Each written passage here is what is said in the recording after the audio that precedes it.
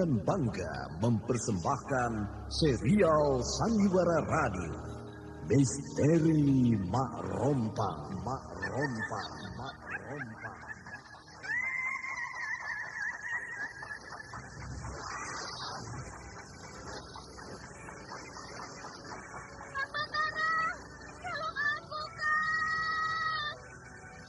Cepat kemari, Wulan. Mak Rompang, kisah bangkitnya kembali setiap 200 tahun. Seorang anak manusia yang dapat berganti wajah dan wujud.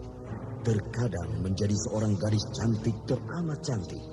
Terkadang menjadi seorang nenek tua renta buruk rupa yang selalu menimbulkan prahara dan malapetaka mengerikan bagi umat manusia.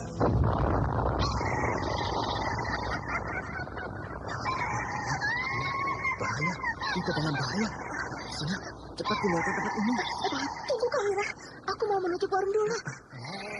Jangan pikirkan warungmu, pikirkan nyawamu. Menjauh, Tuk Tunggal sudah menjauh. Takut itu berapa mana? Tuk Tunggal ada di mana, Wira? Tuk Tunggal berada di dalam kabut. Menyingkir semua, menyingkir keluar dari desa.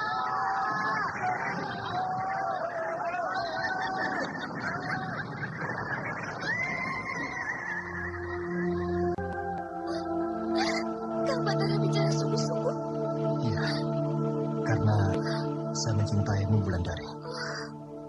Mak Rompang diselingi pula tawa ria penuh canda serta kisah cinta kasih yang penuh dengan liku-liku kehidupan dari dua insan manusia.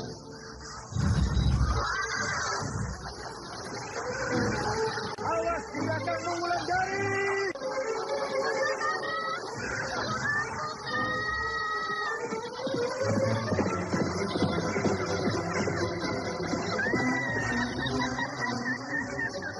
Celaka, Wulandari dibawa lari Mak Rompang. Didukung artis-artis terkenal Ferry Fadli, Yvonne Rose, Anna Sambayon, dan sederet bintang-bintang terkenal lainnya. Ikutilah episode ketiga Panji Kebesaran. Panji Kebesaran. Apakah kalian semua siap mempertahankan negara kita? Siap. Apakah kalian bersedia mati untuk kerajaan kita? Bersedia. Hidup kerajaan Dharmasraya! Apa perlumu datang kemari? Saya ingin minta tolong Mak Rompang. Apa itu? Sekarang ini saya mengalami kegagalan berturut-turut. Kegagalan apa? Ki Rekso tidak bisa saya bunuh karena saya belum mendapat petunjuk dari Mak Rompang.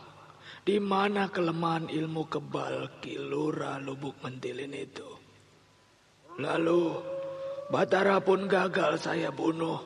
Sedangkan Wulandari tidak juga bisa saya ambil jadi istri saya. Tolonglah saya, Mak Rompang.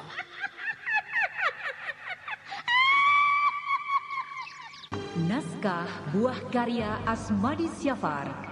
Anda sekarang masih mendengarkan Sandiwara Radio di channel Memori 80. Tato sebagai Mandita, Herman sebagai Tembong, Emma Karisma sebagai Mira, Ana Sambayon sebagai Mak Rompang, Suryadin Tanjung sebagai Diro, Idris Afandi sebagai Ki Rekso, Yvonne Rose sebagai Wulandari, dan pembawa cerita Neni Sumardi. Teknik dan montase Agus Budianto dengan sutradara Denny Denhas.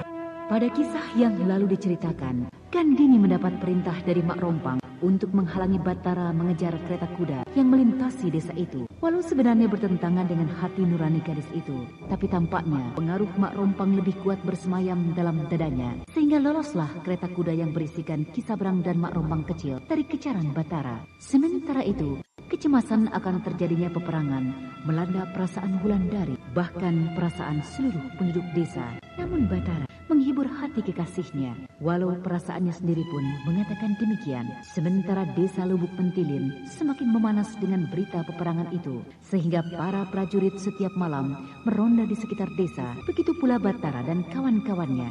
Ketika mereka meronda, mereka melihat kereta kuda yang dicari-cari oleh Batara.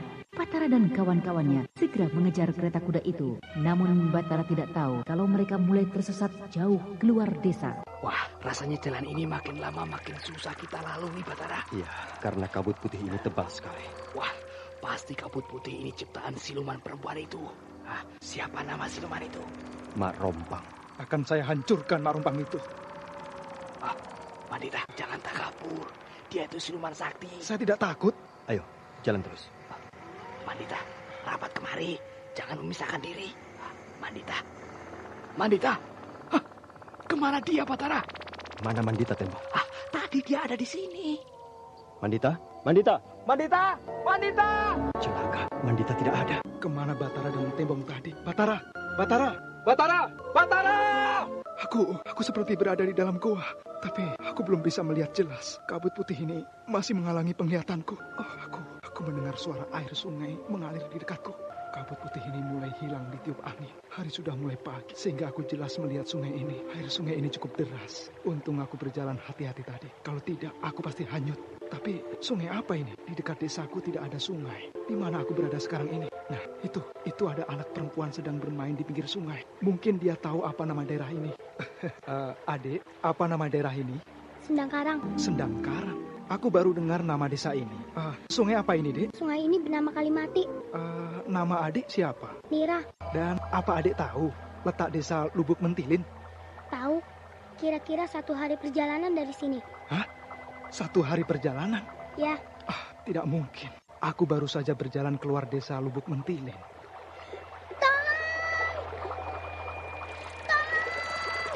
Anak itu jatuh dalam sungai. Anak itu hanyut dan tenggelam. Aku harus menolongnya.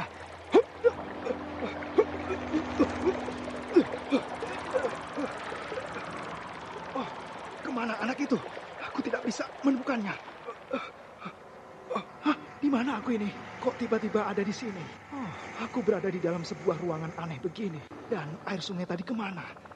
Loh, kenapa bajuku tidak basah? Tempat apa ini? Sekelilingku hanya ada dinding batu cadas, sedangkan jalan keluar tidak ada. Nah, itu anak perempuan tadi. Dia duduk di atas sebuah batu besar. Kurang ajar, dia seolah-olah memtertawakanku. Hei, sini kamu! Anak itu hilang. Oh, kemana dia? Oh, rambut. Ya, ada rambut panjang yang lebat tergantung di langit-langit ruangan ini. Oh, rambut apa ini? Ini rambutku. Oh, siapa kau? Aku Mak Rompang.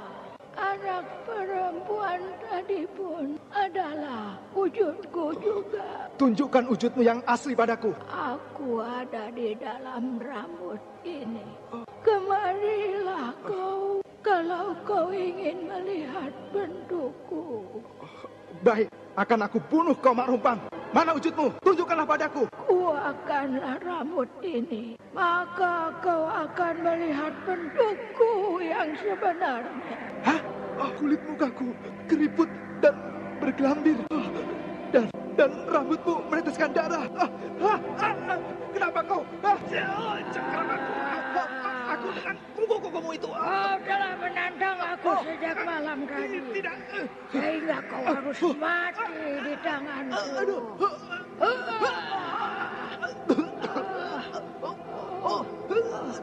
Tenagaku.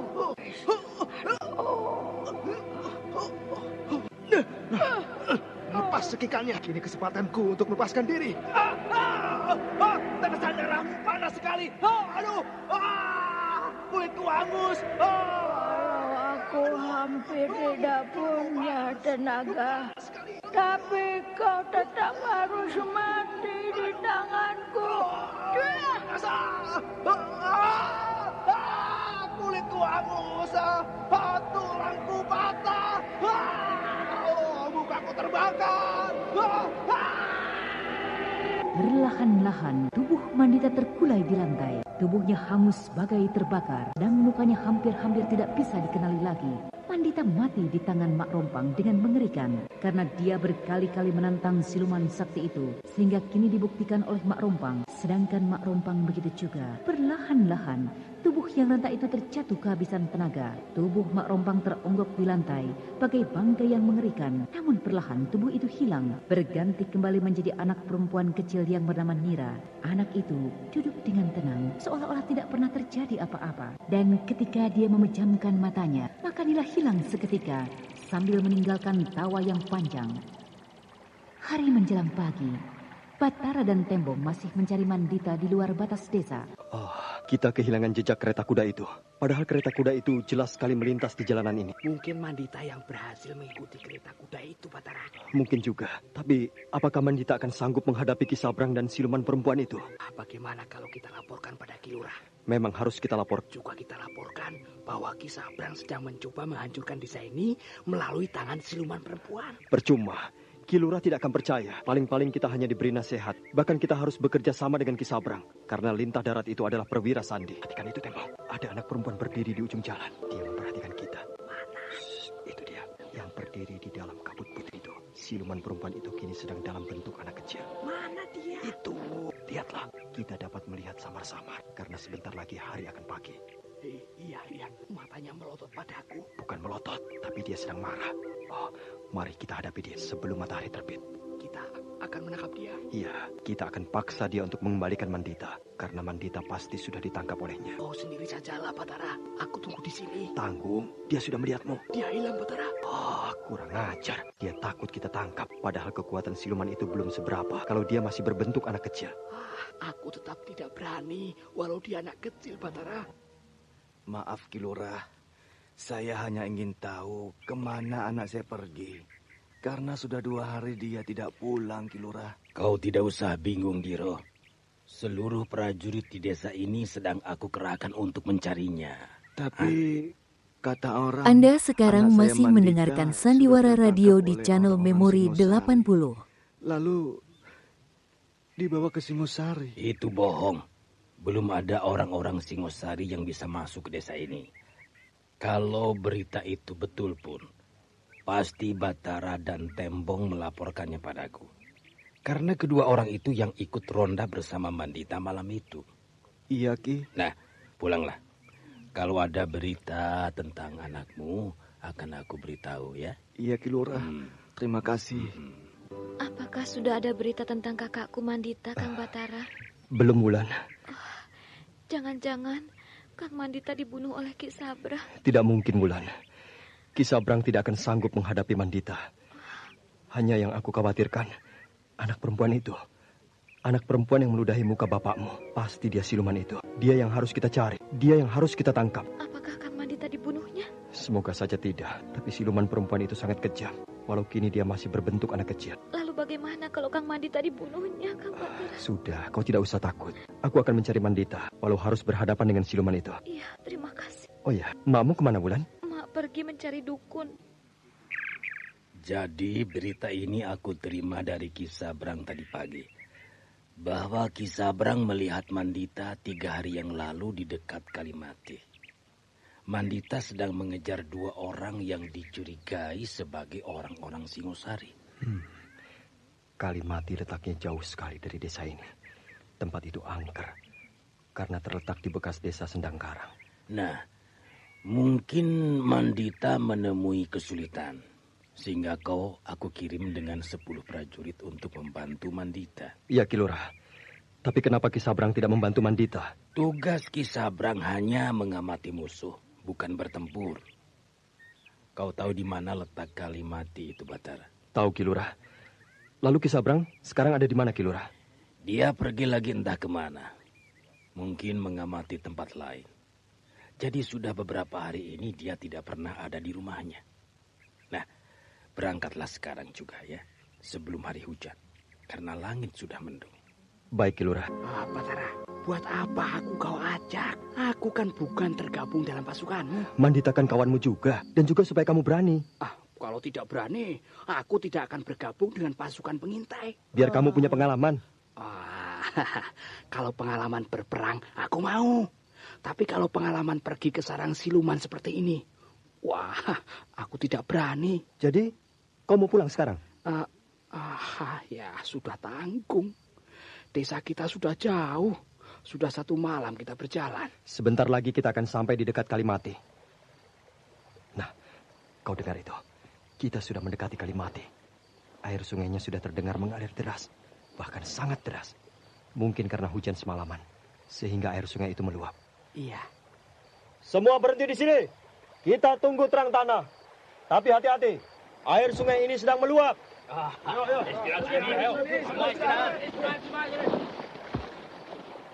Batara, Tembong, dan 10 prajurit lainnya berhenti di tepi Kalimati. Mereka beristirahat setelah berjalan 1 malam penuh. Bahkan di antara mereka ada yang merebahkan diri di atas batu kali yang banyak terdapat di tepi sungai itu. Ketika hari mulai terang, ketika langit di ufuk timur sudah memerah, Batara dan pasukannya kembali bersiap. Mereka berjalan sambil mengamati Kalimati yang mengalir deras. Perhatikan benda yang hanyut itu. Benda yang hanyut itu pasti baju. Dari mana baju itu hanyut? Siapa pemilik baju itu? Sedangkan di hulu Kalimati ini tidak ada desa. Baju itu berwarna coklat. Itu pasti baju Mandita. Kau ingat baju yang dipakai Mandita waktu ronda malam itu? Iya, baju itu baju Mandita, Batara. Pasti Mandita ada di bawah baju itu. Hei, cepat ambil baju yang hanyut itu. Ayo terjun ya, terjun. Ambil baju itu. Ayo.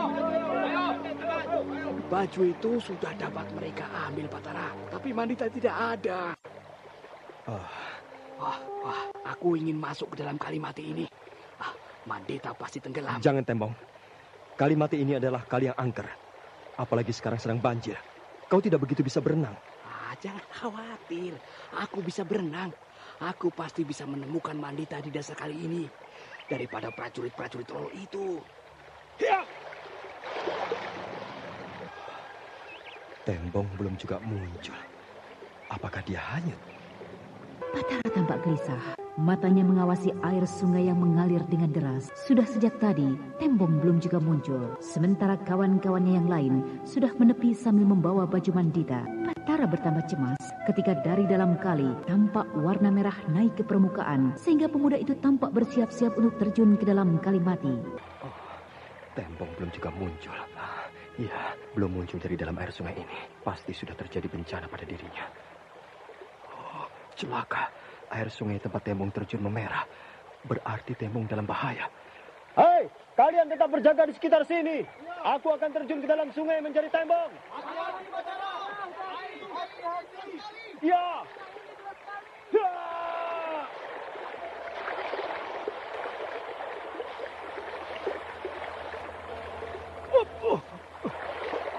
Sungai deras.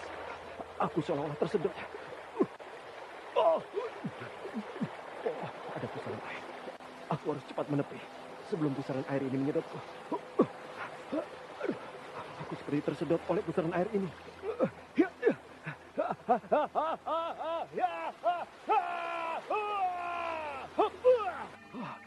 Air sungai ini tiba-tiba hilang. Tubuhku tidak basah. Aneh. Aku berada di sebuah ruangan. Aku harus hati-hati. Aku tidak mau terjebak oleh Marompang. Ruangan ini seperti tempat penyiksaan. Tetesan darah. Darah siapa ini? Bau amis darah.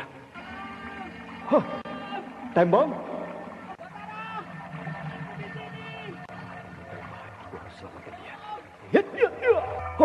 Tembong terikat di tiang, kepalanya berlumuran darah. Batara, tolong aku. Buka ikatanku ini. Iya. Nah, tarik tanganmu. Selamat aku. Tunggu. Ikat luka di kepalamu dengan kain ini. Ayo. Siapa yang mengikatmu, Tembong? Seorang anak perempuan. Aku tidak bisa melawannya.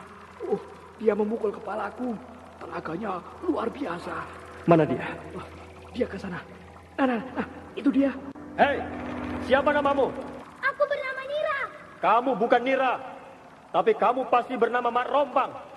Kalau aku bernama Mak Rompang, lalu mau apa kamu datang kemari, ha?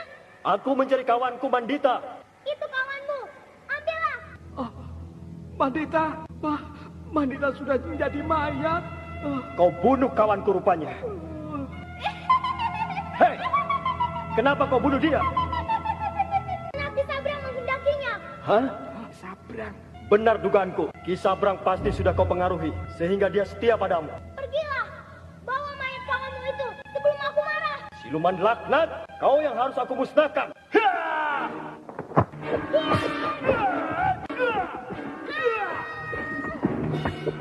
Tepat mengenai dada anak perempuan itu.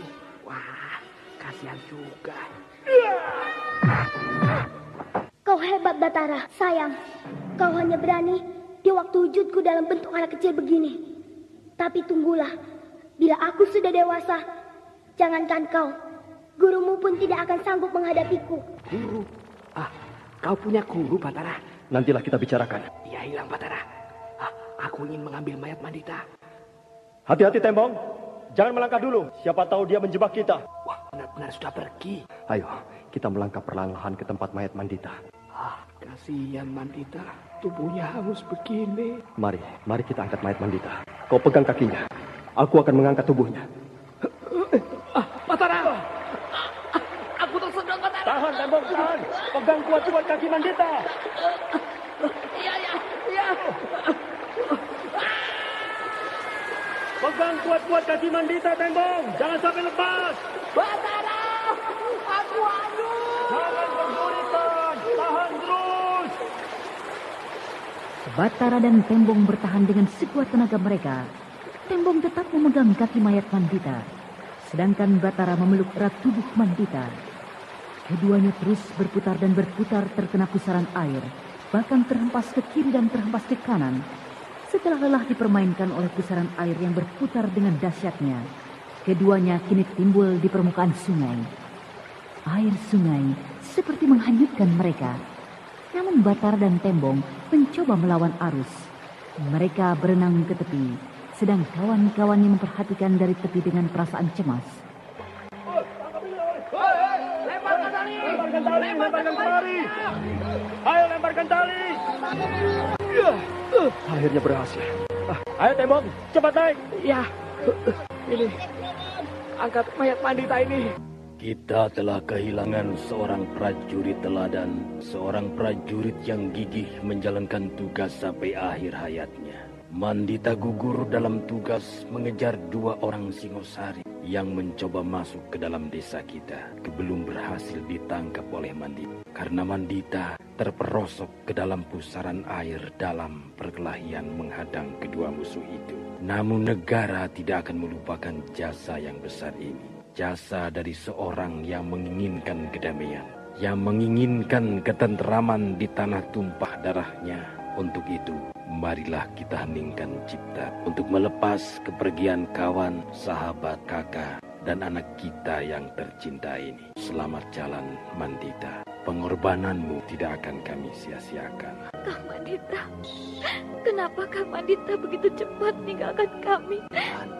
Tahan tangismu. Siapa yang akan melindungi kita lagi, Pak? Siapa yang akan membela kita dari ancaman Ki Sabrang? Diamlah, jangan menangis terus. Nanti mengganggu upacara yang hikmat ini. Aku kini tidak punya kakak. Aku kini tinggal sendiri. Wulan, kakakmu gugur sebagai pahlawan. Kau harus bangga, bukan meretap seperti itu, Wulan. Iya, Pak. Aku tahu. Wulan, lihatlah. Batara berdiri dengan hikmat. Dia betul-betul sedih kehilangan Mandita. Iya. Kang Batara tempat kita berlindung. Tempat aku berlindung. Tapi bila dia pergi berperang nanti, bila dia gugur di medan perang nanti, tentu tidak ada lagi orang yang akan melindungi kita, Pak. Yang ada hanya orang-orang yang akan mencelakakan kita. Kau berpikir yang bukan-bukan, Wulan. Kang Batara. Iya, Wulan. Kang Batara berhenti saja jadi prajurit. Kenapa harus berhenti? Saya takut.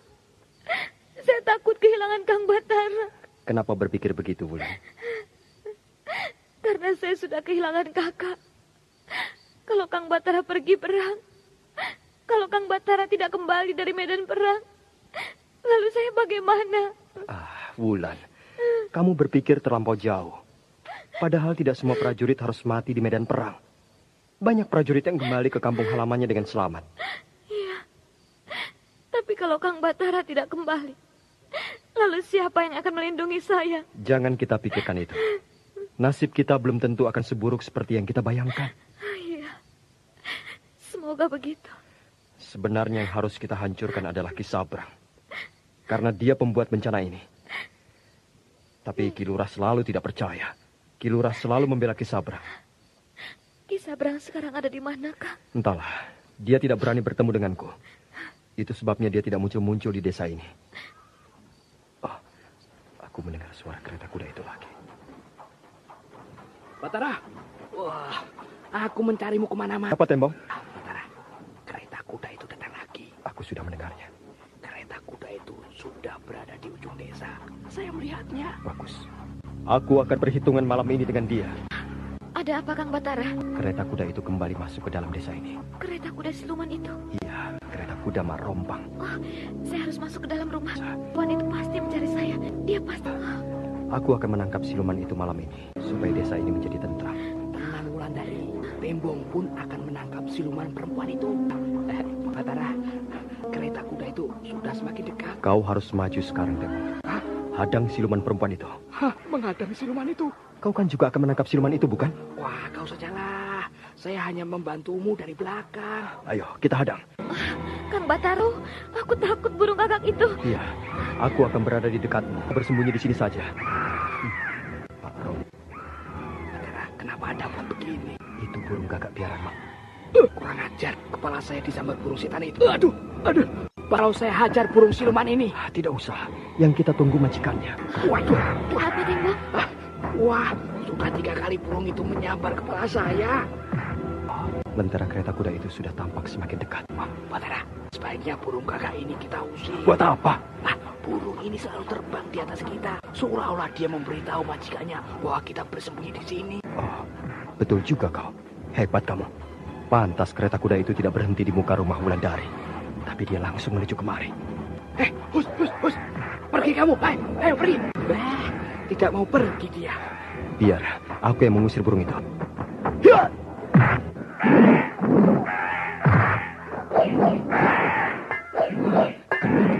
Wah, sudah terbang jauh.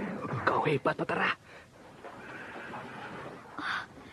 Kereta kuda itu berhenti persis di depan kita, Kakak. Kita tetap di sini. Keluar dulu dari tempat ini. Nah, itu anak perempuan itu yang mengikat saya di dalam kali mati. Tapi yang duduk di sebelah dia, wah, saya tidak kenal. Anak perempuan itu yang bernama Mak Rompang. Hah? Yang duduk di sebelah dia itu adalah kusirnya yang bernama Daksa. Rupanya kamu tahu seluk-beluk Mak Rompang ini, Batara. Dari mana kamu tahu? Dengar cerita dari orang tua-tua. Anak perempuan itu yang bernama Mak Rompang? Iya, dia sekarang sedang dalam bentuk anak kecil. Kekuatannya belum sempurna. Wah, dia turun dari keretanya? Wah, sialan. Ki Sabrang tidak ikut bersama mereka. Kusir kereta itu menunjuk ke arah kita, Kang. Rupanya mereka sudah tahu tempat persembunyian kita. Kang Batara, siluman ini menatap aku terus. Tatapan matanya seperti menarik tubuhku. Jangan lihat matanya. Jangan perhatikan matanya. Batara, mata siluman ini mengeluarkan sinar biru. Aku tidak tahan melihatnya, Batara. Hindari sinar biru itu. Iya. Supaya pikiranmu tidak terpengaruh. Lihat ke tempat lain, Tembong. Kalau aku melihat ke tempat lain, wah, pasti dia menerkamku. Kau penakut. Dia hanya ingin menipumu. Wulandari dan Tembong terpengaruh oleh kekuatan mata Mak Rompang ini. Tapi aku tidak dapat dipengaruhinya. Kekuatan matanya belum sempurna. Dia belum mempunyai kekuatan yang penuh. Wulandari, tatap mataku. Tataplah mataku. Seperti ada yang memanggil-manggil namaku. Tutup kupingmu. Jangan dengarkan panggilan itu.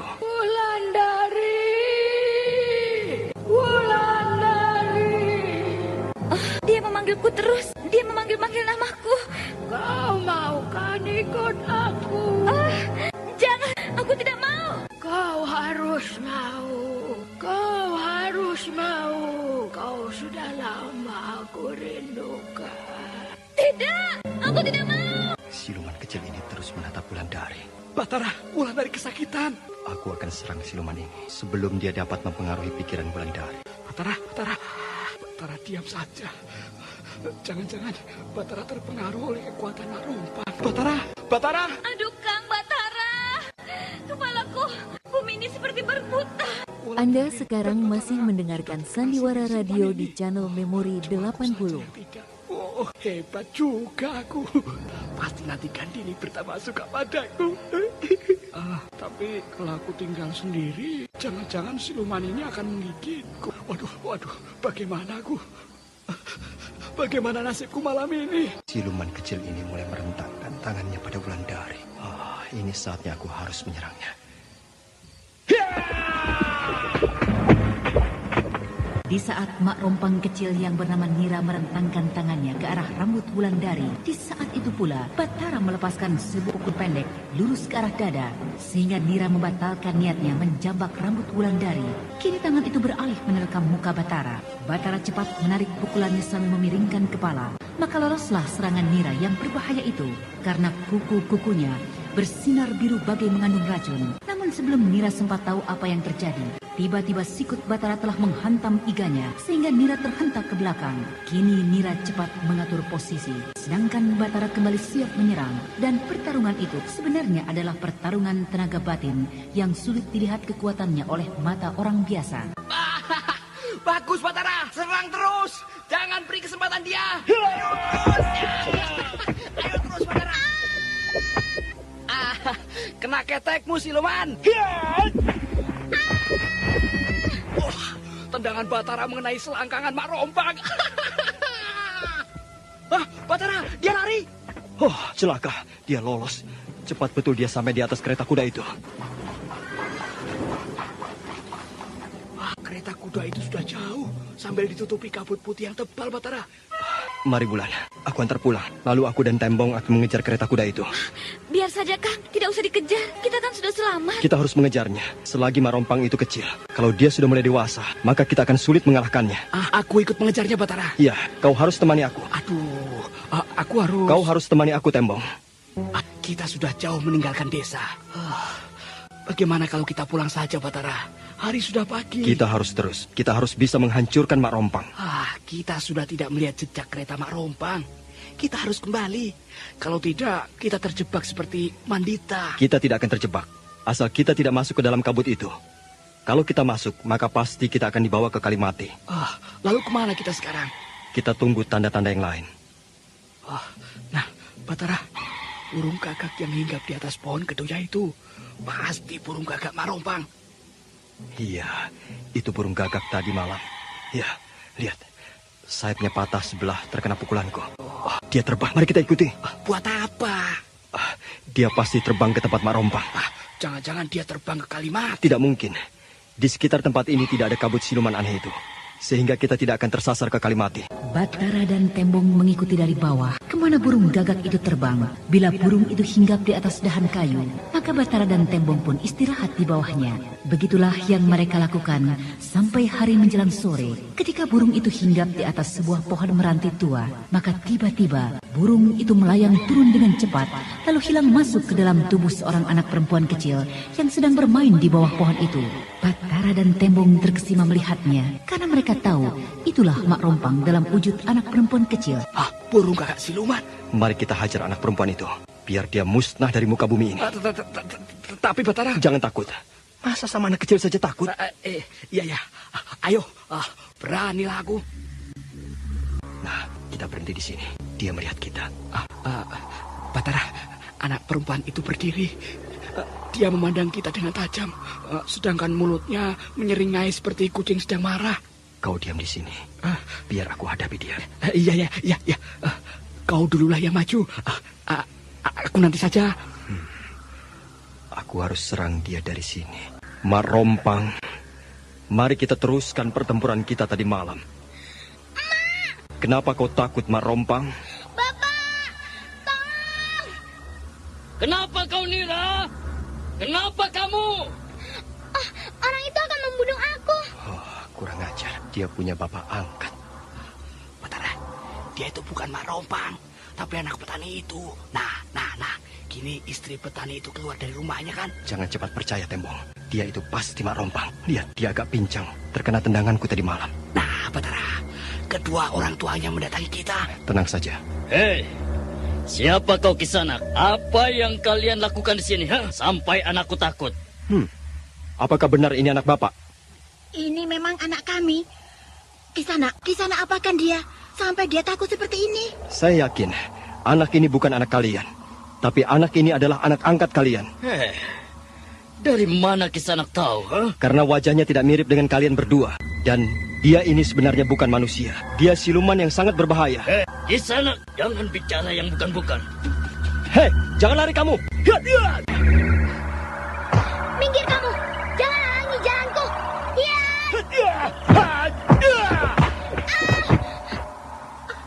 Nira, mulutmu berdarah. Awas, jangan sentuh dia. Kurang ajar, kau mau membunuh anakku. Lihat Jagati, lihat anak itu. Bukan Nira berupa keriput. Tubuhnya hancur perlahan-lahan. Matanya masih melotot marah padamu, Batara. Anak itu hilang. Kini menjelma menjadi seekor burung gagak. Batara, aku tidak terima perlakuan ini. Tunggulah, saatnya kita bertemu masih banyak di kemudian hari. Kita selama ini sudah hidup bersama siluman istriku. Jadi kalian sudah percayakan bahwa kalian selama ini sudah memelihara siluman di rumah kalian? Dia itu sebenarnya pengganti anak kami. Tingkah lakunya persis seperti anak kami. Bahkan kadang-kadang suaranya sama dengan suara anak kami. Siapa anak kalian? Dan di mana dia sekarang? Anak kami perempuan. Dia bernama Wani. Kini sudah menjadi istri Kisabrang. Hah? Kisabrang? Kalian sudah tertipu. Pasti Kisabrang sudah mempersembahkan anak kalian itu pada siluman tadi. Kisanak, betulkah begitu? Kisanak kenal dengan Kisabrang? Kenal. Kalau tidak percaya datanglah ke rumah Kisabrang. Anak kalian pasti tidak ada. Anak kalian sudah habis nyawanya di tangan siluman tadi. Wani, nasibmu nak. Di mana Kisabrang mendebar bencana? Nek Patmi, mau apa kau sore-sore begini datang kemari? mau nanya. Batara. Iya, Nek. Apa Kang Batara ada? Tidak ada. Kang Batara belum pulang. Jangan-jangan Kang Batara dan Tembong mengalami nasib yang sama seperti kakakku. Aku juga heran. Sejak kemarin sore dia belum pulang juga. Tapi biasanya dia mendapat tugas di rumah Kilura. Bahkan mungkin dia tidur di sana. Ya, maklum, Gandini suka menahannya untuk tidur di sana. Nek Patmi ini selalu tidak suka kalau aku datang kemari. Dia selalu membanggakan Gandini. Padahal Kang Batara tidak mau pada anak Kirekso itu. Sudahlah, percuma kau menunggu dia, Wulan. Dia sedang asik dengan Gandini di rumah Kilura. Ya, maklumlah, sebentar lagi akan jadi mantu Kilura. Iya, Nek. Saya permisi. Ya. Kalau dia yang datang, aku senang. Pasti dia membawa makanan untukku. Nek. Gandini, mencari Batara ya? Iya, Nek. Kang Batara ada. Sejak kemarin sore belum pulang Gandini. Padahal dia harus meronda malam ini kan? Iya, Nek. Tapi kalau Kang Batara datang, suruh ke pendopo kelurahan. Ditunggu Kilura di sana. Ada urusan penting. Iya, Nek. Bahkan sangat penting. Iya. Nanti aku akan bilang kalau dia sudah pulang ya. Saya permisi dulu ya, Nek. Mau kemana? Tidak ngobrol-ngobrol dulu kita berdua, Gandini. Aku suka mendengarkan kau bercerita. Ya, cerita tentang apa saja. Nantilah, Nek. Saya sekarang harus ke rumah Kang Purnala. Iyalah. Hus, ya.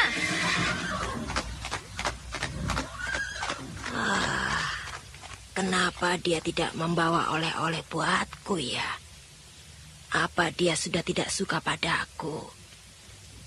Padahal kalau mau sama cucunya, tentu harus baik pada neneknya. Mau apa Gandini ke rumah Nek Patmi? Apakah dia mencari Kang Batara? Padahal kata Nek Patmi, Kang Batara ada di rumah gadis itu. Tapi dia tampak tergesa-gesa menunggang kudanya. Pasti ada berita penting. Atau dia mengabarkan pada Nek Patmi bahwa Kang Batara mendapat bencana. Lebih baik aku datang lagi ke rumah Nek Patmi, menanyakan Kang Batara. Siapa tahu aku mendapat berita penting. Kau datang lagi, Wulan? Iya, Nek. Mau apa lagi? Mau menanyakan Kang Batara. Mungkin tadi Gandini membawa berita tentang Kang Batara. Gandini datang kemari hanya mengabarkan bahwa Batara tidak bisa pulang karena sedang santap malam bersama Ki Lurah. Maklumlah, calon mantu Ki Lurah. Iya, Nek Patmi selalu memanas-manasi aku. Permisi, Nek. Ya. Sengaja aku kumpulkan kalian malam ini karena tentara kerajaan Singosari sedang berlayar menuju muara sungai Tembesi. Mereka ingin merebut negeri kita ini, sehingga kita berkewajiban untuk mempertahankannya. Wah, jadi kita akan dikirim. Iya, kita akan dikirim perang. Tenang. Semua tenang. Kita memang akan berperang. Perang untuk membela tanah air dan bangsa kita. Membela kerajaan Dharmasraya yang kita cintai ini. Karena kita tidak ingin negeri kita ini dijajah oleh siapapun, oleh kerajaan manapun. Untuk itu, kepada Batara, aku minta mengumpulkan pasukanmu besok pagi di alun-alun. Sedangkan kepada Purnala, begitu pula, kumpulkan pasukan berkudamu di alun-alun besok pagi. Karena pasukan desa ini telah ditunjuk oleh Yang Mulia Maharaja Berhala sebagai salah satu pasukan yang akan dikirim ke muara sungai Tembesi untuk menghalau musuh. Batara, aku selamat. Aku tidak dikirim ke sana karena aku bukan pasukan berjalan kaki. Aku pasukan pengintai. Untuk menggantikan kedudukan Mandita sebagai wakil komandan pasukan, maka aku tunjuk Tembong yang mengisi tempat lowong itu. Hah? Saya Ki Lurah? Ya, karena selama ini ternyata kau memang cukup bisa diandalkan untuk tugas ini. Tapi Ki Lurah, Ini tugas negara, ini tugas mulia. Tidak sepantasnya ditolak. Iya Ki Lurah. Batara, Ki Lurah tidak tahu kalau aku penakut. Sudah, terima saja. Besok siang kita akan berangkat menuju muara sungai Tembesi. Pimpinan pasukan keseluruhan ada di tanganku. Sedangkan urusan desa ini untuk sementara dipegang oleh Wista, wakilku selama ini. Nah, sampai jumpa besok pagi di alun-alun desa. Kau belum tidur, Wulan? Belum, Kang. Kang Batara dari rumah? Bukan, aku dari pendopo kelurahan. Dari pelurahan? Ada pertemuan dengan Ki Lurah, Kang Batara? Iya. Ada berita penting yang disampaikan Ki Lurah? Iya, Wulan. Berita tentang apa, Kang Batara? Wulan, besok pagi aku dan seluruh prajurit desa ini diperintahkan untuk berangkat ke muara sungai Tembesi. Muara sungai Tembesi? Ada apa, Kang Batara? Pasukan dari kerajaan Singosari sedang berlayar ke sana. Mereka akan masuk ke negeri ini melalui tempat itu. Perang. Akhirnya Kang Batara akan meninggalkan aku untuk pergi berperang. Kau tidak usah cemas, Wulan. Aku akan kembali lagi ke desa ini. Kang, perang bukanlah pergi jalan-jalan. Yang akan terjadi di medan perang hanya dua. Hidup atau mati. Hidup berarti kembali ke kampung halaman. Mati berarti sirna dari muka bumi ini, Kang. Saya takut Kang Batara mengalami nasib buruk.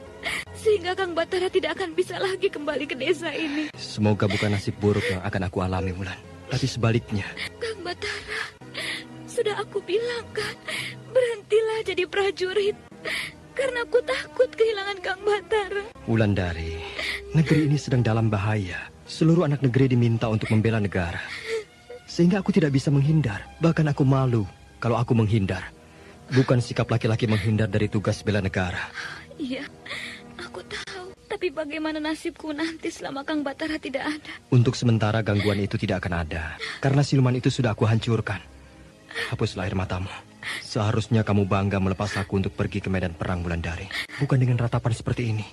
Andai saja kau melepas aku besok dengan tersenyum, maka pasti aku akan mantap pergi ke medan perang. Iya, pergilah Kang. Pergilah ke medan perang. Semoga Kang Batara bisa kembali lagi ke desa kita ini. Walau hatiku hancur mengucapkan kata-kata ini. Matahari pagi telah lama terbit di ufuk timur. Bahkan sinarnya mulai menyengat kulit. Sedangkan angin sesekali bertiup sepoi-sepoi. Burung-burung tampak ramai bertengger di atas pohon beringin yang tumbuh di alun-alun. Binatang-binatang itu ramai berbunyi sambil bermandikan cahaya matahari.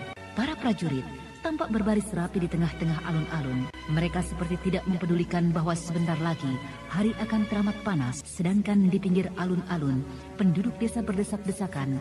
Ada yang ingin melepas kepergian anaknya, ada yang melepas saudaranya, ada yang melepas suaminya, bahkan ada yang melepas kepergian kekasih tercinta.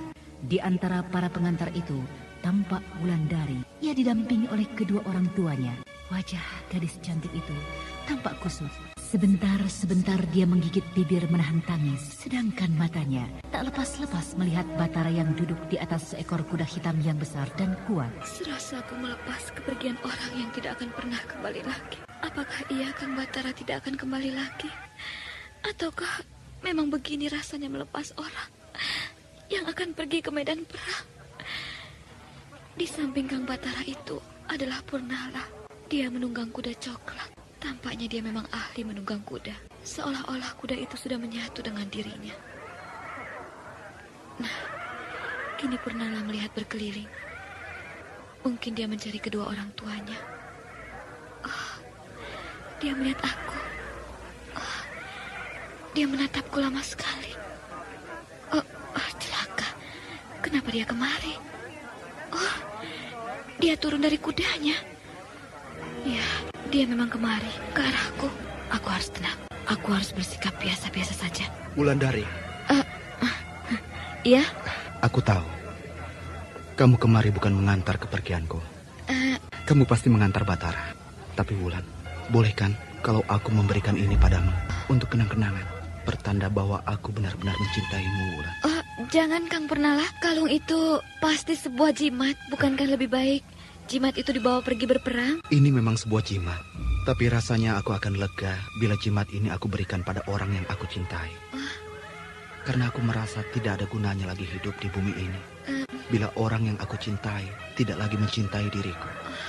Matanya tampak memohon sekali. Tapi aku tidak boleh menerima jimat itu. Kalau aku terima, berarti aku mencintainya. Padahal cintaku hanya untuk Kang Batara, tidak untuk siapa-siapa lagi. Terimalah, Wulan. Andai kau terima, maka aku akan lega pergi ke medan perang. Aku lega bila di medan perang nanti aku tidak kembali. Karena pasti ada orang yang akan mengingatku seumur hidupnya. Jangan, Kang Purnala. Simpanlah. Jimat itu pasti berguna untuk menghadapi musuh nanti. Percayalah. Baiklah, aku ikuti nasihatmu, Wulan. Doakanlah aku supaya aku bisa lagi melihat desa ini. Supaya aku selamat dari medan perang ini. Walau sebenarnya aku merasa aku tidak akan pernah lagi kembali melihat desa yang aku cintai ini. Tidak akan pernah kembali melihat wajahmu yang cantik dan lembut ini, Wulan. Kang Purnala, tidak baik bicara begitu. Aku mengharap semua kembali dengan selamat. Aku berdoa agar semua kembali merebut kemenangan. Terima kasih. Tolong doakan aku. Berdoa khusus untukku. Ya, akan aku doakan. Terima kasih, Wulan. Doamu membuat aku akan tabah. Wulandari, sekali lagi aku sampaikan, aku sangat mencintaimu. Walau kamu tidak mencintaiku. Semoga kamu hidup bahagia di kemudian hari, Wulan. Selamat tinggal, Wulandari. Selamat tinggal, kekasihku. Selamat tinggal semuanya. Purnala bicaranya aneh. Apa iya dia akan mati di medan perang? Mungkin itu hanya perasaannya saja. Mungkin dia agak gugup. Wulan? Oh, Bapak? Purnala bilang apa tadi padamu? Dia hanya minta didoakan supaya dia selamat kembali ke desa ini. Kau menangis, Wulan? Kenapa kau tangisi dia? Siapa sebenarnya yang kau cintai? Dia atau Batara? Aku tetap mencintai Kang Batara, Bapak. Hah? Tapi bila melihat para pemuda yang sedang bersiap ke medan perang ini, serasa banyak di antara mereka yang tidak akan kembali lagi ke desa ini. Walau di wajah mereka tidak terbayang rasa takut sedikit pun. Itulah perang. Tapi kita berharap mereka semua kembali dengan selamat. Nah, Wulan, Batara kemari. Dia rupanya minta izin pada Ki Lurah untuk menemuimu. Kang Batara rupanya masih mengingat aku, Pak. Bicaralah kalian. Aku kesana sebentar. Ya, tidak baik aku dengar apa yang kalian bicarakan itu. Iya, Pak. Wulan? Iya, Pak. Aku berangkat, Wulan. Doakan supaya aku bisa kembali lagi ke desa ini. Iya. Aku Aku akan selalu berdoa buat Kang Batara. Wulan, jangan menangis. Senyumlah, ayo. Iya. Nah, aku berangkat. Jaga dirimu baik-baik. Iya, Kang. Selamat jalan. Saudara-saudara sekalian, para prajurit kerajaan Dharmasraya yang gagah perkasa, hari ini kita akan berangkat ke medan perang mengusir musuh yang akan datang menjajah negeri ini. Berhasilnya tugas kita ini harus dilandasi dengan semangat juang kalian. Dan pagi ini, aku melihat bahwa semua wajah kalian penuh dengan semangat, penuh dengan kepercayaan diri. Untuk itu, marilah kita bela negeri kita. Kita bela panji-panji kebesaran kerajaan kita ini. Hidup Dharmasraya! Hidup Sri Baginda Maharaja! Dengan Anda didahului sekarang masih aba-aba dari mendengarkan Kirekso Sandiwara sebagai Radio di panglima channel perang, maka Memori pasukan itu 80. bergerak keluar alun-alun. Sementara penduduk desa yang berdiri di pinggir alun-alun mulai berdesakan. Mereka ingin melihat suami mereka, anak mereka, saudara mereka, kekasih mereka, ayah mereka yang mungkin tidak akan kembali lagi ke desa itu. Di depan sekali tampak Kirekso menunggang kuda yang besar dan putih. Kuda itu adalah kuda pilihan. Kirekso terlihat angker dengan kumis yang tebal. Sedangkan di belakang Kirekso tampak Batara duduk di atas seekor kuda hitam. Pemuda itu terlihat gagah sekali. Kuda Batara berlari perlahan-lahan seolah-olah enggan mendahului kuda Kirekso. Di belakang Batara terlihat Tembong yang juga berada di atas kuda. Sebentar, Tembong melempar senyum pada penduduk yang berjajar di tepi jalan. Lalu di belakang mereka adalah Purnala. Pemuda itu menunggang kuda yang tak kalah besarnya. Purnala demikian tangkas menunggang kudanya. Namun sebentar-sebentar pemuda itu mencari-cari Wulandari dengan matanya. Sedangkan Wulandari hanya memperhatikan Batara, kekasih yang sangat dicintainya itu. Di belakang Purnala menyusul sepasukan berkuda. Mereka membawa panji-panji kebesaran kerajaan Dharmasraya, lengkap dengan umbul-umbulnya. Baru di belakang, pasukan berkuda itu berbaris prajurit berjalan kaki. Mereka berbaris dengan tegap penuh semangat, sementara debu jalan mengepul ke udara. Kang Batara, semoga Kang Batara selamat kembali. Yang Maha Agung, lindungilah kekasihku itu. Lindungilah seluruh prajurit yang berangkat ke medan perang itu. Bapak! Bapak! Kasihan anak ini. Bapak! Bapak! Dek, mana bapakmu? Mana? Itu yang berbaris di tengah. Bapak tidak mau melihat aku. Bapak jalan terus. Sudahlah, bapakmu pergi hanya sebentar. Nanti tentu dia akan kembali lagi. Bapak! Bapak! Ayo, berdirilah. Itu, ibumu mencari kamu. Kang Batara berpesan supaya aku sering-sering melihat neneknya. Aku harus memberingkan diri. Nah, Nek Patmi sudah melihat aku. Selamat sore, Nek Patmi. Sore. Boleh saya menemani Nenek Patmi sore-sore begini? Buat apa, Wulan? Untuk menemani Nek Patmi selama Kang Batara tidak ada. Tidak usah. Aku sudah sering ditinggal sendiri oleh Batara. Tapi boleh kan kalau saya ngobrol-ngobrol dengan nenek? Aku sedang malas ngobrol. Lain kali sajalah. Sikapnya tidak berubah. Dia tetap tidak suka padaku. Wulan, sebentar lagi hari akan senja. Tidak baik anak gadis senja-senja masih keluar rumah. Pulanglah. Iya, Nek. Permisi. Selamat sore. Kang Mujur. Iya, aku. Duduklah, Kang. Batara tidak ada. Dia pergi ke... Aku sudah tahu. Duduklah. Aku hanya sebentar saja. Sudah lama Kang Mujur tidak kemari. Sehingga ketika Batara sakit dulu, tidak ada yang mengobati. Tapi kini dia sudah sembuh, Kang. Aku sering mengobati Batara, tapi tidak di rumah. Oh, kenapa begitu? Karena kau tidak pernah ramah terhadap tamumu. Oh, siapa bilang begitu, Kang Mujur? Tidak ada yang bilang, tapi aku melihat dengan mataku sendiri tadi. Oh, dia. Aku memang tidak suka padanya. karena dia mencintai cucuku. Jadi kau ingin memutuskan hubungan cinta mereka? Sekarang aku berharap jangan kau putuskan hubungan cinta mereka. Tentu Wulandari lebih buruk daripada Gandini. Belum tentu yang baik di luar juga akan baik di dalamnya. Dan belum tentu yang kaya itu akan seramah yang tidak kaya.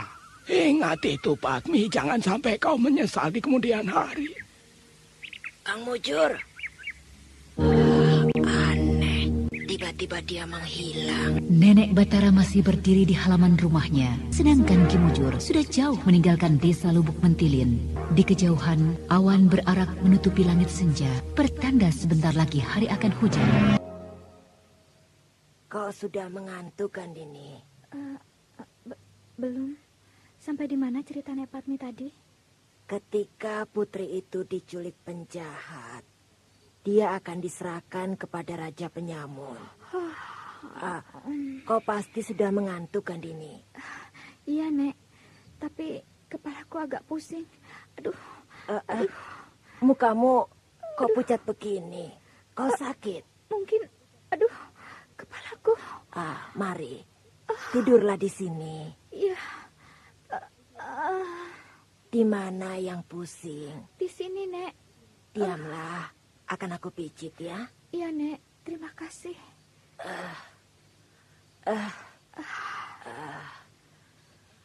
Bagaimana? Enak? Agak ke belakang sedikit, Nek. Di sini? Ke belakang lagi. Di sini? Iya. Di situ terasa pusing sekali. Iya. Di situ, Nek. Nah, di situ yang pusing. Mungkin kau masuk angin. Mungkin juga. Sudah 1 bulan ini saya selalu keluar malam. Apalagi sekarang, saya harus keluar malam terus-terusan. Karena seluruh prajurit di desa ini pergi berperang.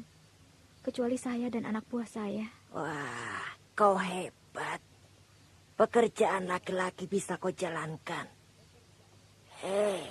Apa ini? Ada apa, Nek?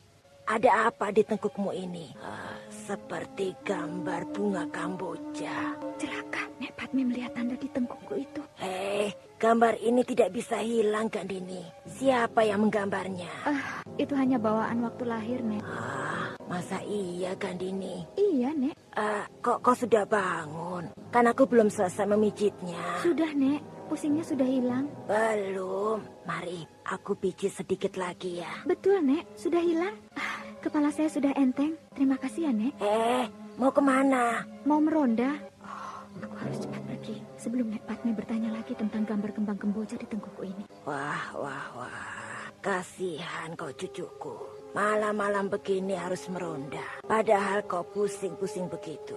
Pusingnya betul-betul hilang, Nek. Rupanya Nek Padmi ahli memijit. Nanti, kalau kau pusing lagi, datang saja kemari ya. Biar aku pijit. Iya, Nek. Saya pergi dulu. Iya. Hati-hati. Pusing kepala ini masih terus. Bahkan kini lebih hebat dari kemarin. Aku tidak meronda malam ini. Aku mau tidur saja. Angin bertiup di dalam kamarku. Pertanda Mak Rompang akan datang. Aduh. Kepalaku. Aduh. Gandini. Mak Rompang sudah berada di dalam kamarku. Aku tidak berada di dalam kamarmu. Aku berada di hulu sungai Tembesi.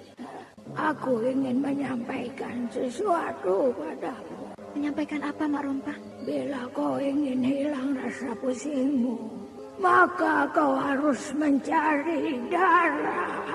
Darah? Ya, darah seorang gadis atau berjaka. Kau harus minum darah itu. Kalau tidak, maka pada bulan purnama penuh nanti, kau akan menjadi seekor serigala.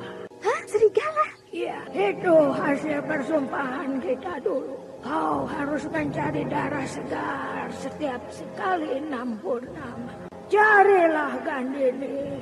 Bulan purnama tinggal 2 hari lagi.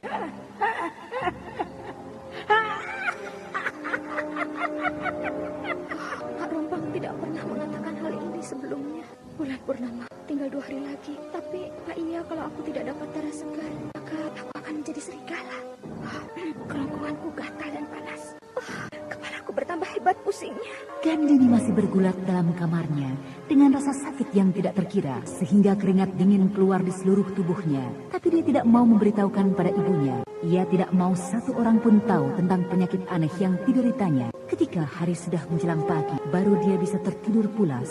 Karena dengan terbitnya matahari, maka rasa sakit itu hilang seketika. Di tempat lain, di tempat yang jauh beribu-ribu tombak dari Lubuk Mentilin, tampak 3 orang sedang naik perahu di lepas pantai. Ketiga orang itu adalah Ki Sabrang dengan 2 orang pengawalnya. Mereka sedang menuju ke tengah laut, menuju ke puluhan kapal besar yang sedang bersembunyi di balik pulau berhala. Ketika perahu mereka telah merapat ke sebuah kapal layar yang besar, ketiga orang itu naik ke atas kapal dengan sebuah tangga tali. Hai, selamat datang di atas kapal kerajaan Singasari, Ki Sabrang. Ayo, duduk di sini. Terima kasih, Ki Sonokeling. Ya. Wah, tampaknya kerajaan Singosari mengirim bala tentara yang sangat besar. Iya, karena kami ingin menunjukkan bahwa kerajaan Singosari adalah kerajaan yang besar dan kuat. Itu sebabnya kami datang dengan pasukan yang besar seperti ini. Wah, luar biasa. Dalam waktu yang singkat, tentu kerajaan Dharmasraya akan bertekuk lutut pada Singosari. Iya, kami ingin cepat menghancurkan Dharmasraya, supaya perdagangan lada tidak terganggu lagi. Berita apa yang kau bawa, Ki? Sampai kau menyongsong kami ke tengah laut seperti ini. Pasukan dari kerajaan Dharmasraya sudah bergerak. Mereka akan menghadang pasukan Singosari ini bila mendarat nanti. Bahkan pasukan dari Lubuk Mentilin pun sudah dikerahkan untuk penghadangan ini. Wah, bagus. Berapa kekuatan mereka, Ki? Kekuatan pasukan yang diberangkatkan dari ibu kota kerajaan Dharmasraya tidak diketahui dengan pasti. Tapi pasukan dari Lubuk Mentilin berkekuatan kira-kira 2.000 prajurit. Terdiri dari 500 prajurit berkuda dan 1.500 prajurit berjalan kaki. Wah, kalau begitu kita hancurkan yang kecil-kecil dulu, Ki. Baru induk pasukannya.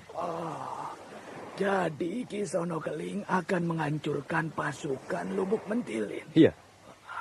Bagus, bagus. Jangan lupa, bunuh sekalian pemimpin pasukan perjalan kaki mereka. Karena dialah yang paling berbahaya di antara semua pemimpin pasukan itu. Pemuda yang bernama Batara itu kan? Iya. Batara dan Kirakso. Bahkan Batara telah membunuh salah seorang prajurit Singosari yang Ki Sonokeling berikan padaku. Siapa? Kamot. Kamot? Iya. Padahal Kamot memiliki ilmu yang cukup tinggi. Itulah, Ki. Batara adalah orang yang berbahaya bagi kita. Dia harus kita hancurkan. Apakah Batara tahu, Ki? Kalau para pembantu Ki Sabrang itu adalah prajurit Singosari? Tidak. Bagus. Batara akan aku hancurkan nanti di dalam peperangan. Jadi kekuatan mereka hanya 2.000 prajurit, kan? Iya, Ki. Kalau cuma menghadapi pasukan desa yang dadakan seperti itu, aku tidak akan mengirim tentara yang kuat. Cukup hanya dengan 3.000 prajurit Singosari. Maka mereka akan hancur. Oh, iya. Terima kasih. Kini Ki Sabrang kembalilah ke Lubuk Mentilin. Amati desa itu selama para laki-laki desa pergi berperang. Iya. Tidak lama lagi aku akan berkuasa di desa itu. Karena aku yakin bahwa tentara Singosari akan dapat menghancurkan pasukan dari Lubuk Mentilin. Pasti, Ki. Mereka pasti akan kami hancurkan. Terima kasih. Terima kasih. Ya.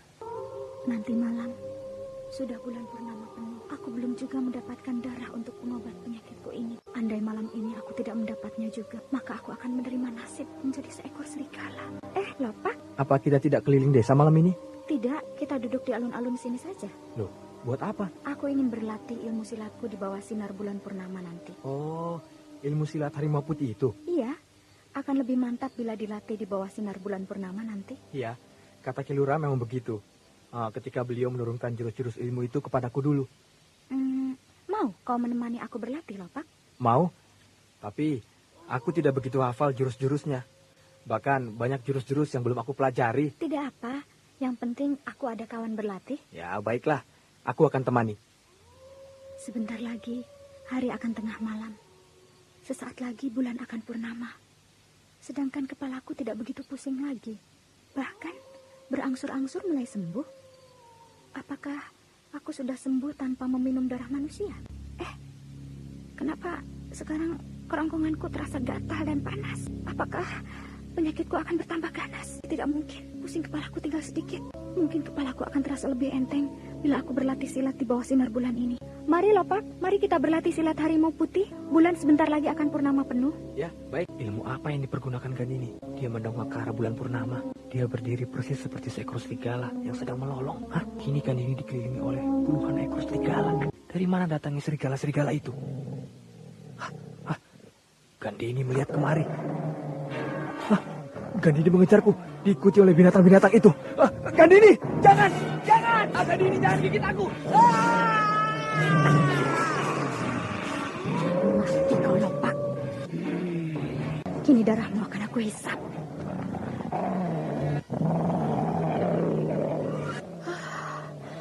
Kini lega aku. Bulu-bulu yang tumbuh di tangan dan kakiku berangsur-angsur hilang. Sedangkan sakit kepalaku sudah tidak terasa lagi. Aku betul-betul merasa segar. Serigala-serigala ini masih mengelilingiku. Pergilah kalian. Aku sudah sembuh. Serigala-serigala ini mulai hilang perlahan-lahan. Seperti ditelan sinar bulan. Ternyata aku belum terlambat. Aku masih bisa kembali seperti manusia biasa. Aku melihat kilas bayangan orang di balik pohon itu. Jangan lari! Ya. Mau lari kemana kau? Lopak? Kau hidup lagi? Gandini! Tolong aku! Hilang dia. Tapi apakah dia betul-betul Lopak? Bukankah Lopak sudah mati tadi? Tapi kenapa dia minta tolong padaku? Mayat Lopak tidak ada. Aneh, dia memang belum mati. Dia masih hidup. Tidak usah kau cari dia, Gandini. Lopak sudah berada di hulu sungai Tembesi. Dia sudah berada di tempatku. Mak Rompang, aku ingin menemui Lopak. Buat apa? Aku ingin membuktikan apakah dia sudah mati ataukah masih hidup. Kalau kau ingin melihat bagaimana Lopak sekarang, tutuplah matamu sambil memegang kembang kemboja yang terbuat dari kristal itu. Maka kau akan sampai di tempatku di hulu sungai Tembesi. Iya, baik.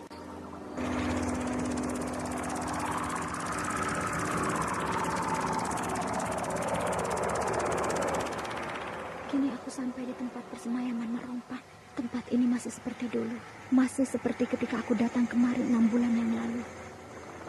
Mak Rompang masih tertidur nyenyak di tempat tidur yang bagus itu.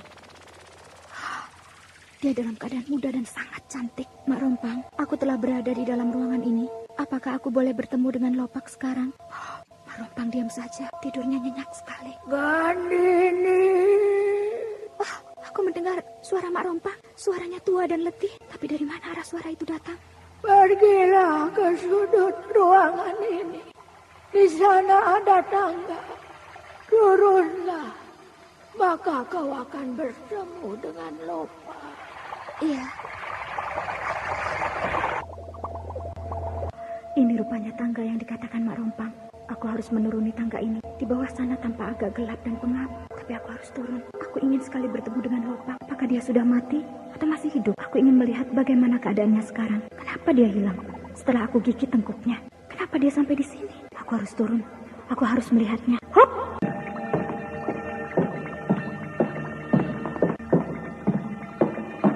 Kini aku sudah sampai di bawah. Tempat ini agak gelap dan pengap.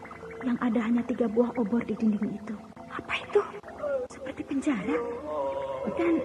Dan banyak orang di dalam penjara itu.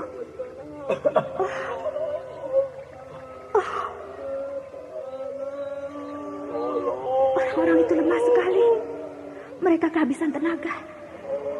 Dan itu, yang dikurung terpisah itu, melihatku terus.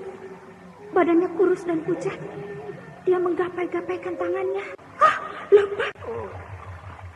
Gandini, kenapa aku dikurung seperti ini? Apa salahku? Kasihan juga anak buahku itu. Aku tidak menyangka kalau perbuatanku akan mengakibatkan dia seperti itu. Akan aku lepaskan dia. Gandini, kenapa aku disiksa seperti ini? Aku tidak menyiksamu. Sabarlah, aku akan melepaskanmu.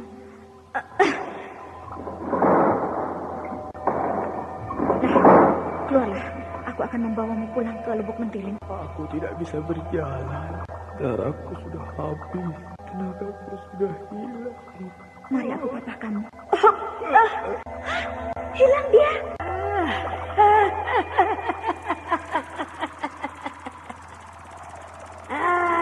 Apakah yang tinggal hanya seonggok tulang di lantai itu? Kau tidak akan berhasil menolongnya, Gandini. Dia sudah jadi milikku. Dia sudah jadi budakku. Aku tidak melihat Mak Rompang. Tapi aku jelas mendengar suara Mak Rompang yang berasal dari ongkokan tulang-tulang lopak. Kasihan Bapak. Jangan ada rasa kasihan. Karena mereka bukanlah manusia hebat. Mereka adalah orang-orang berjiwa budak. Aku tidak perlu lama-lama di sini. Aku harus kembali ke atas. Ya, kembalilah Gandini. Kamu memang tidak perlu lama-lama di tempat ini. Mak Rompang tahu apa isi hatiku. Nah, itu juga. Perempuan yang di dalam kurungan itu seperti aku kenal. Dia melihat padaku. Yati. Yati tetangga Wulandari. Dia menangis. Kasihan. Dia harus aku bantu. Percuma, Gandini. Kau tidak akan bisa menolongnya. Iya, aku tidak akan bisa. Pasti Yati itu hanya tinggal seonggok tulang seperti lopak. Memang. Dia itu hanya tinggal seonggok tulang. Mak Rompang benar-benar tahu apa yang terasa di dalam hatiku. Naiklah ke atas. Lebih baik kamu duduk di dekat tempat tidurku di atas. Kamu akan senang melihat wajah mudaku yang sedang tidur nyenyak. Tidak ada gunanya lagi kamu berada di dalam ruangan ini. Bukankah kamu sudah bertemu dengan Lopak? Iya, Mak Rompang. Akhirnya aku sampai lagi di sini. Anda sekarang masih mendengarkan Sandiwara Radio di channel Memori 80. Mak Rompang tidur nyenyak sekali. Kenapa tiba-tiba lidah Mak Rompang ini keluar panjang sekali? Wajahnya yang cantik menjadi tampak serat. Gandini, kau harus jilat lidah itu supaya lidah itu masuk kembali ke dalam. Kenapa harus takut? Kau kan bukan orang lain. Kau sudah jadi kerabatku. Aku. Kalau kau jilat, maka rasa kasihan di dalam dirimu akan hilang. Sehingga kau akan menjadi gadis yang lebih hebat, lebih berani. Cocok untuk jadi seorang perwira pengintai. Bahkan Batara akan lebih tertarik kepadamu. Jilat jangan ya.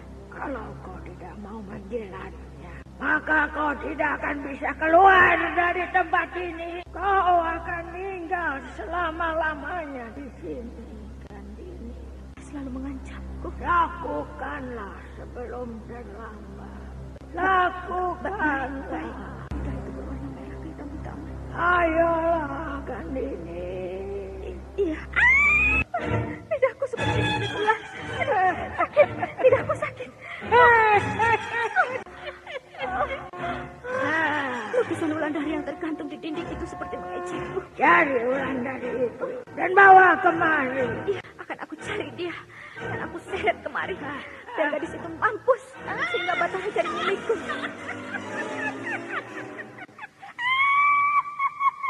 Kini lidah Mak Rompang tidak keluar lagi. sudah masuk ke dalam mulutnya. Apakah semua pasukanmu sudah siap, Batara? Sudah, Ki Lurah. Pasukan panah sudah berada paling depan. Panah-panah mereka sudah berada di busur masing-masing. Bagus. Pasukan berkudamu bagaimana, Purnala? Siap, Ki Lurah. Mereka siap menerjang ke depan bila nanti lawan mendesak pasukan Batara. Sedangkan pedang-pedang mereka sudah di dalam genggaman tangan masing-masing. Bagus. Mungkin sebentar lagi pasukan Singosari itu akan sampai di padang rumput ini. Lihat itu. Kulir pembawa berita sedang menuju kemari. Lapor Ki Lurah. Berita apa yang kau bawa, ha? Tentara Singosari sedang bergerak kemari, Ki Lurah. Bagaimana kekuatan mereka? Kira-kira 3.000 prajurit. Semuanya pasukan berjalan kaki.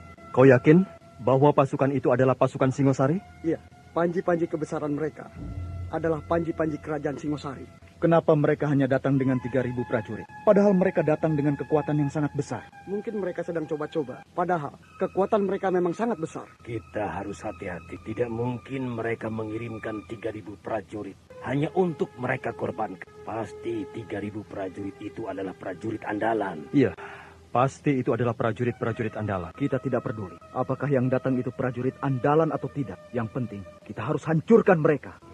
Tentu kita harus hancurkan mereka. Induk pasukan mereka ada di mana? Masih di atas kapal-kapal perang mereka yang bersembunyi di balik Pulau Berhala. Pulau Berhala. Pulau itu jauh dari pantai. Kalau kita pukul mereka, belum tentu bala bantuan mereka akan datang dengan cepat. Bagus. Ini kesempatan kita untuk memenangkan peperangan nanti. Kembalilah ke tempatmu semula. Baik, Ki Lurah. Kalau ada perkembangan keadaan, cepat sampaikan padaku. Baik, Ki Lurah. Nah, atur pasukan kalian masing-masing seperti yang telah kita rundingkan. Baik, Ki Lurah. Matahari pagi sedang bersinar terang, langit bersih tanpa berawan sedikit pun. Pasukan desa Lubuk Mentilin sudah bersiap di lapangan rumput yang terhampar luas. Panji-panji kebesaran kerajaan Dharmasraya berkibar perlahan-lahan ditiup angin. Sedangkan pasukan panah sudah berbaris di depan sekali. Di belakang pasukan panah itu berbaris rapi sepasukan lain dengan tombak siap di tangan.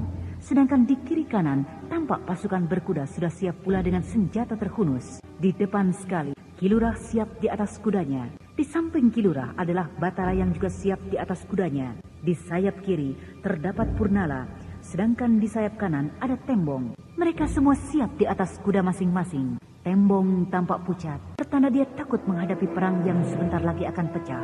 Di kejauhan sudah terdengar sorak-sorai pasukan Singosari. Mereka melangkah dengan tegap dan mantap, membuat perasaan Tembong bertambah ciut. Siap, Batara? Siap, Ki Lurah. Siap, Purnala? Siap, Ki Lurah. Siap, Tembong? Iya, siap. Ya, ini memang tentara Singosari. Lihat panji-panji yang mereka bawa. Iya, Ki Lurah. Mereka langsung menyerbu kita, Batara. Sambut mereka. Pasukan panah, sambut mereka.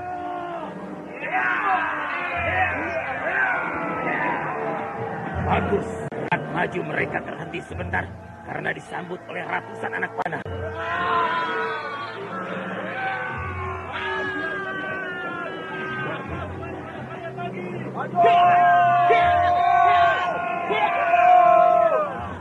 Mereka maju terus, walau banyak teman-teman mereka yang kena panah. Iya, mereka bertambah dekat. Barisan tombak, serang mereka! Mereka maju terus, Ki Lurah. Rupanya ini barisan berani mati dari Singosari. Aku akan maju. Kita buat serangan bagi burung Garuda. Aku sebagai paruhnya, kalian sebagai sayapnya. Baik, Ki Lurah. Ya! Batara! Jangan biarkan Ki Lurah maju sendiri. Berbahaya!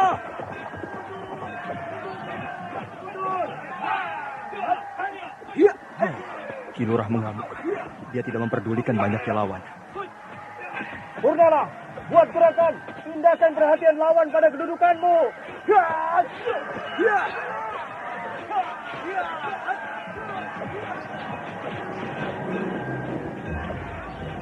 Perang kini mulai berkecamuk. Masing-masing pasukan menerapkan taktik perang terbuka yang sangat dahsyat. Sehingga dalam sekejap, lapangan rumput yang hijau segar itu berganti dengan warna merah karena darah.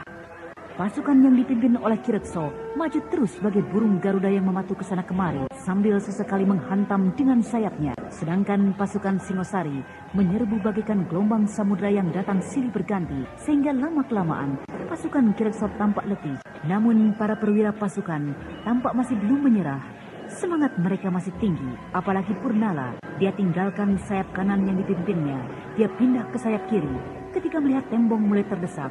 Bahkan kini Tembong dalam bahaya. Tahan dia, Tembong! Jangan takut! Aku datang membantumu! Iya! Iya! Iya, iya! Iya! Aku tahu! Iya! Hei, kesini kamu. Iya. Duduk. Iya. Mana sumbangan berasmu untuk kerajaan, ha? Belum ada, Den. Kamu mau melawan kerajaan ya? Tidak, Den. Tidak. Kenapa belum kamu serahkan berasmu untuk kerajaan, ha? Belum ada, Den. Kamu tahu kan kalau kita sekarang sedang berperang? Iya, Den. Tahu. Kamu tahu kan kalau prajurit yang pergi berperang butuh makanan? Tahu, Den. Nah, kenapa kamu tidak menyumbang beras pada kerajaan? Kenapa kamu sampai hari ini tidak membawa beras ke kelurahan ini? Kan saya bilang belum ada, Den. Anak kamu ikut pergi berperang, kan? Tidak, Den. Kenapa tidak? Anak saya sakit-sakitan, Den. Kurang ajar. Sudah anakmu tidak ikut berperang, menyumbang beras pun kamu tidak mau. Kamu mata-mata Singasari ya? Ampun, Den. Tidak, Den. Ampun, Den. Kamu pasti mata-mata tentang desa ini, dia tidak tahu Singosari, Den. Kalau tidak kerajaan? Besok saya antar kemari. Tadi kamu bilang tidak ada. Sekarang kamu akan mengantarkannya besok. Pembohong kamu ya. Ampun, Den. Ampun. Nah, saudara pendengar, bagaimanakah kelanjutan cerita ini? Untuk mengetahui jawabannya, ikutilah lanjutan kisah ini pada seri berikutnya. Demikianlah tadi serial Sandiwara Radio Misteri Mak Rompang episode ketiga, Panji-Panji Kebesaran, dipersembahkan oleh PT Puri Pariwara 5 bekerja sama dengan PT Sinar Effendi Murni, produsen tablet obat kuat Aladina, obat terlambat bulan Menpas Kapsul, tablet obat kuat dan pegalinu Duta Rema, dan jamu godok Cap Gorilla. Terima kasih atas perhatian Anda. Sampai jumpa.